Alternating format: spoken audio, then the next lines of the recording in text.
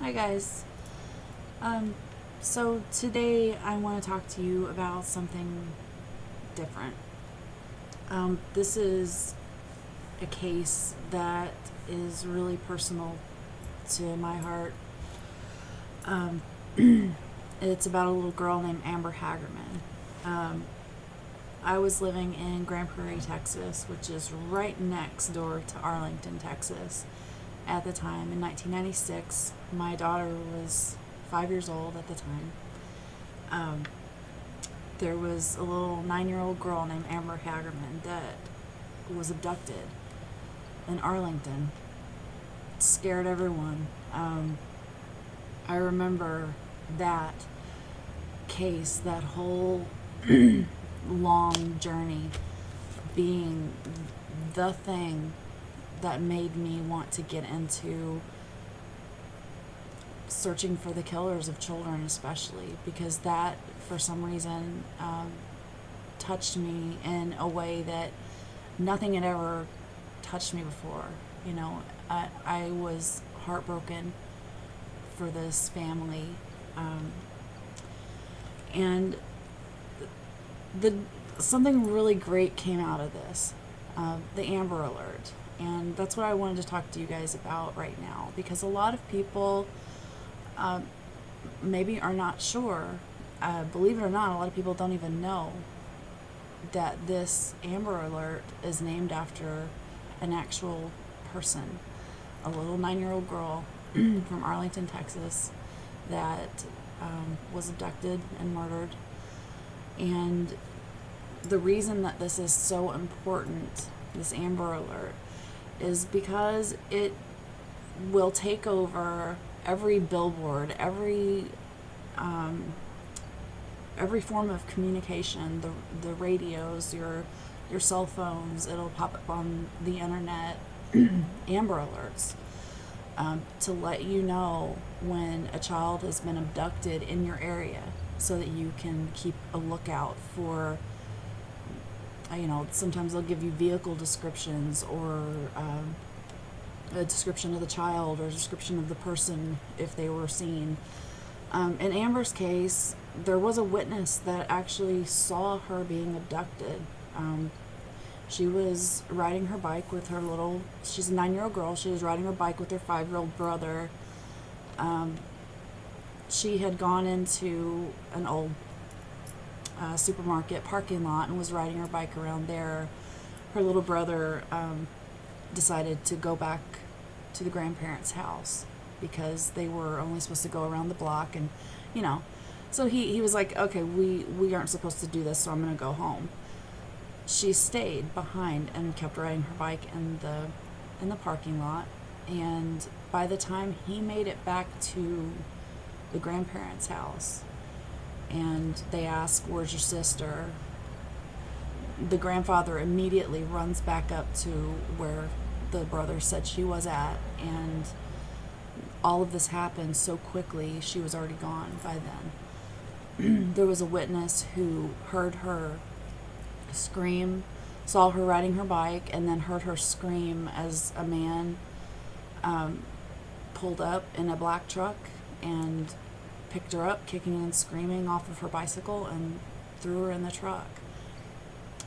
Like I said, so that's why if something like that would have been in place back then, she could have possibly been saved, because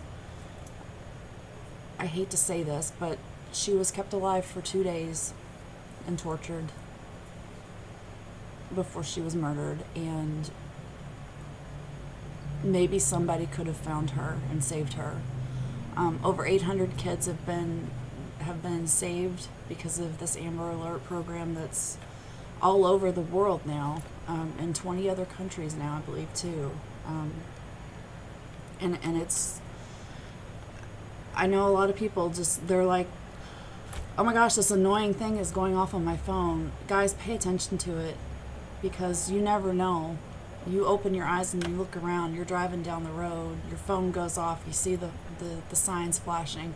You could drive by a vehicle that has that missing child in it, that abducted child in it. You could see them, you could save them.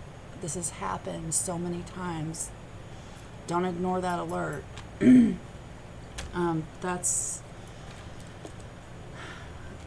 it's critical, because the timing, to catch someone who is driving away from an abduction with a child, the timing is critical. You've got to catch them quick, because stranger abductions with children that end in murder, they don't usually keep them alive for days, so they don't have a lot of time to be saved, and every moment counts. You need to be on the lookout for that vehicle, for that person, for that child.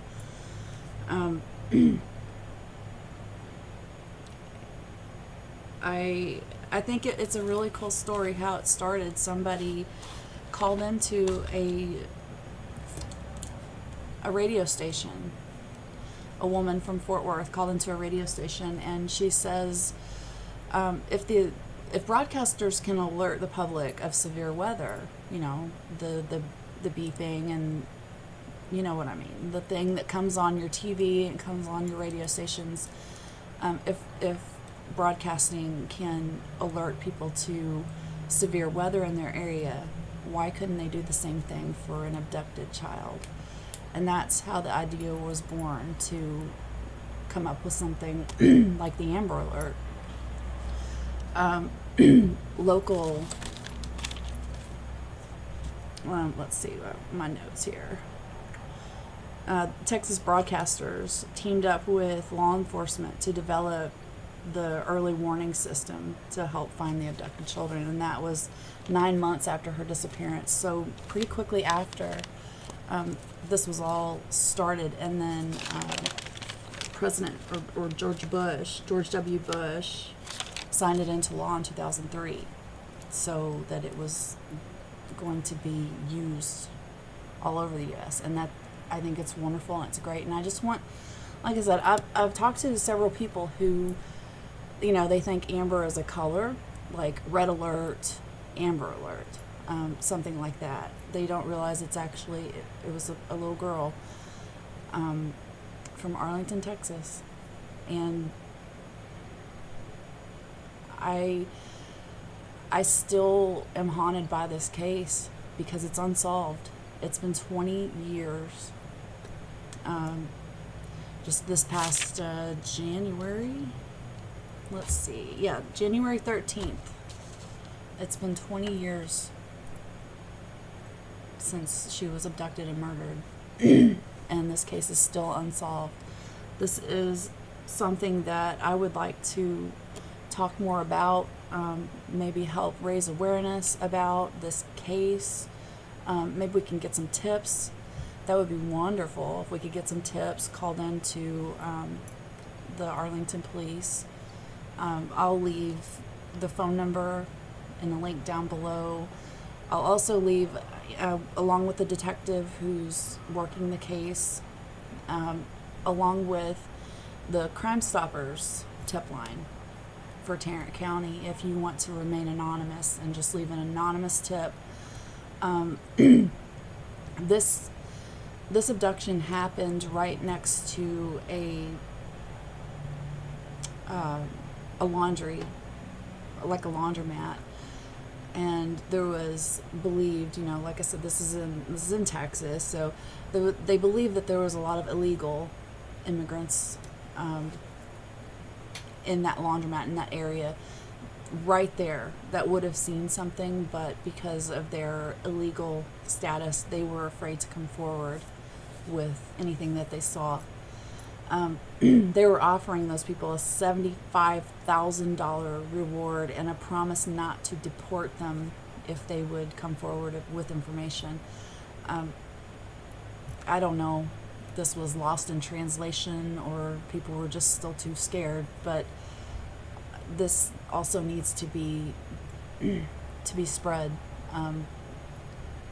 If you're afraid of deportation or something like that, call in anonymously. Whatever whatever you saw, anything you can do. If you know who this person was, it was a white or Hispanic male,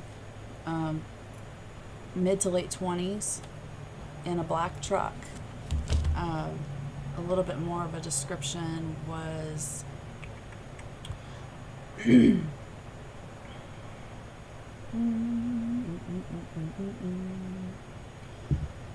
okay. A little bit better of a description from the eyewitness that saw her being abducted. White or Hispanic male, age 25 to 40, under 6 feet tall, medium build, driving a late 1980s or early 1990s model, full-size, American-made black truck.